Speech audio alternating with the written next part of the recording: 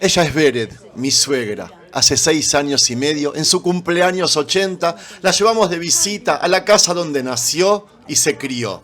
¿Por qué les muestro esto? Cuando vean el video, entenderán. Antes de la creación del Estado de Israel, en el año 1948, Jerusalén era una ciudad con una economía y forma de vida bastante diferentes a la actual, que estaban marcadas por la pobreza y por las tensiones políticas y sociales de la zona en aquellos tiempos. Estoy hablando de la época del mandato británico. Estoy en el barrio Nahlaot de Jerusalén y aquí vivía una mujer llamada Esther Levy, que a continuación les voy a descubrir quién era. Una mujer que en un cierto momento de su vida tuvo que vender su cuerpo para el sustento de su familia y poder salvar las vidas de sus hijas mujeres. Shalom, amigos. Les habla Sergio Bacari del canal Bacari Suelto en Israel, otra vez con ustedes, otra vez con la Torá en la mano en busca de la porción semanal.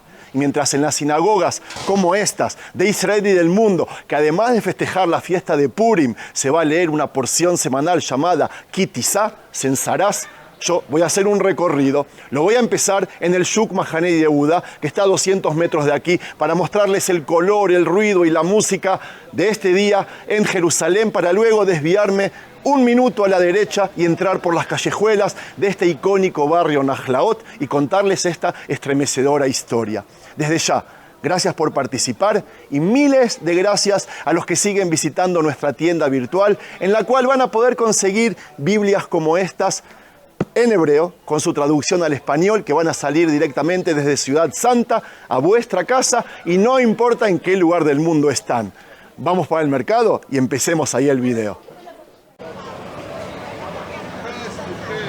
Bueno, vamos a empezar a caminar y les cuento de que este barrio Nahlaot es uno de los barrios más emblemáticos y pintorescos de Jerusalén, con una riquísima historia y una vida comunitaria vibrante. Fundado a finales del siglo XIX, Nahlaot experimentó un crecimiento significativo a principios del siglo XX, convirtiéndose en un refugio para judíos que buscaban escaparle a la sobrepoblación y las dificultades económicas de la ciudad vieja. El barrio se formó como una colección de pequeñas comunidades judías que surgieron fuera de las murallas de Jerusalén como parte de aquel movimiento amplio de expansión de la Ciudad Santa hacia nuevas áreas debido a la tremenda densidad y la insalubridad dentro de la ciudad vieja, dentro de las murallas. El nombre Nahlaot significa heredades o parcelas en hebreo, refleja cómo se dividieron y vendieron parcelas de tierras a familias judías aquí para construir sus hogares. A principios del siglo XX, Nahlaot estaba compuesto por varias comunidades judías con diferentes orígenes étnicos, incluidos judíos ashkenazíes y mizrajíes, occidentales y orientales. La arquitectura del barrio era característica de esa época: callejuelas estrechas, patios centrales y casas construidas con piedra local o chapa, creando un ambiente íntimo y comunitario. La población de Jerusalén, antes del establecimiento del Estado de Israel, era diversa. Estaba compuesta por judíos, musulmanes y cristianos, y cada uno, con sus propias costumbres y formas de ganarse la vida, trataba de sobrevivir. La economía de la ciudad se basaba principalmente en pequeños oficios y artesanías, ya que muchas familias vivían del comercio, la sastrería, el trabajo como artesanos, talabarteros, carpinteros, herreros, vendedores ambulantes y otros oficios que no recuerdo. Los mercados eran el corazón de la economía urbana, donde se vendían productos frescos, textiles, utensilios y más. Estaba también quien trabajaba en el sector público y religioso, como los rabinos, maestros en las yeshivot, escuelas religiosas y el personal en lugares sagrados. Otros trabajaban para la administración otomana hasta el 1919 y luego bajo el mandato británico, a partir del 1919 y hasta el 1948. Jerusalén entonces estaba rodeada por colinas donde los habitantes cultivaban pequeños huertos y recolectaban pastos que se llama jubesa para el ganado. La mayoría de las familias tenían pequeños huertos donde cultivaban verduras, hierbas y hortalizas. Algunos también criaban aves y vacas, especialmente en los barrios más periféricos. No eran muchos, pero había hombres que trabajaban para la construcción.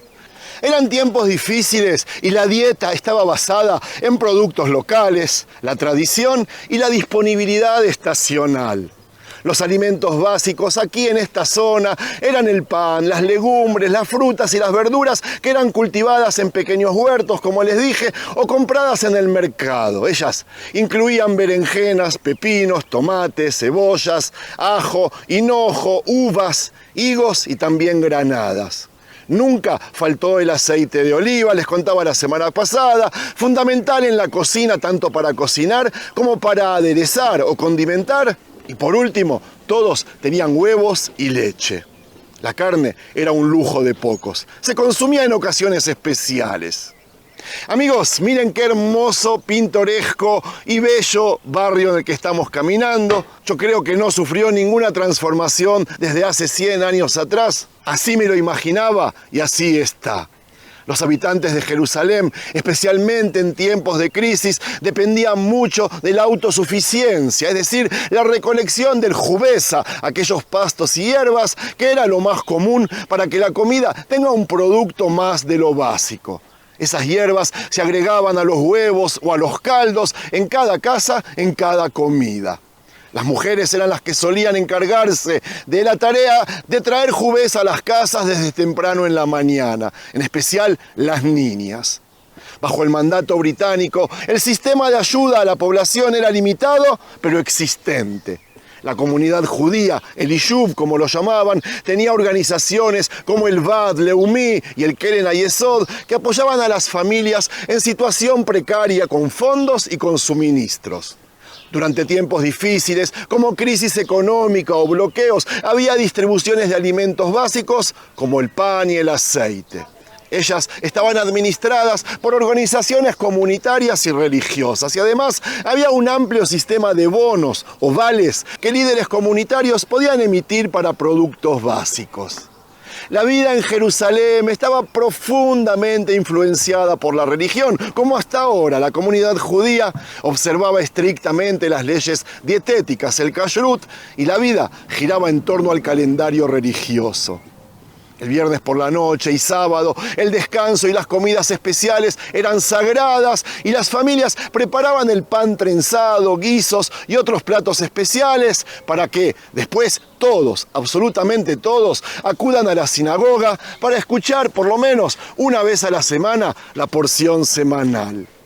En resumen, la pobreza era común, pero la resiliencia y la fe ayudaron a los habitantes a superar toda dificultad. Amigos, todo esto lo conté para que entiendan el contexto de nuestra historia, que fue verídica, y cuando sepan a quién me refiero, se caerán de boca.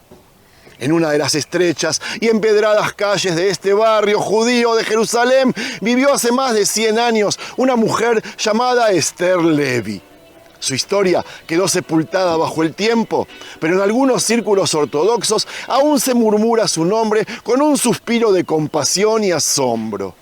Esther era la esposa de un escriba de la Torá, Shalom se llamaba, un hombre piadoso y humilde que dedicaba sus días al estudio y la escritura de rollos sagrados. Su hogar, si bien era pequeño, pero rebosante de la luz, de la fe y del amor. Sin embargo, una tragedia inesperada golpeó a la familia. Una enfermedad repentina dejó a su esposo ciego.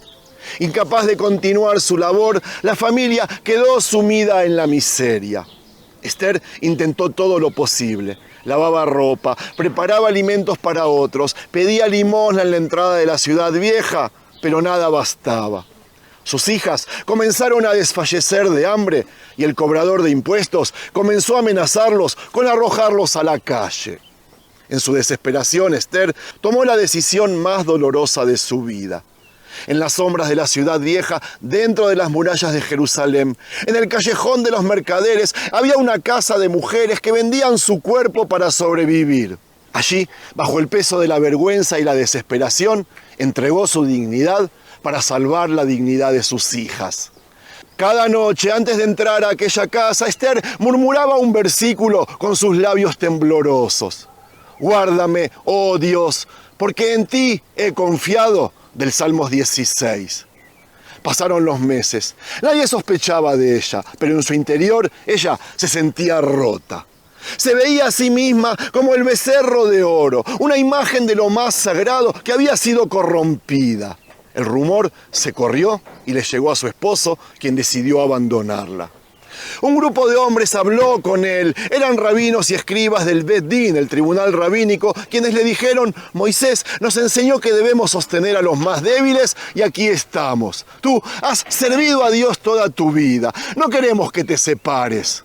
Le entregaron una suma de dinero recolectada en la comunidad, suficiente para que Esther nunca más tuviera que volver a venderse.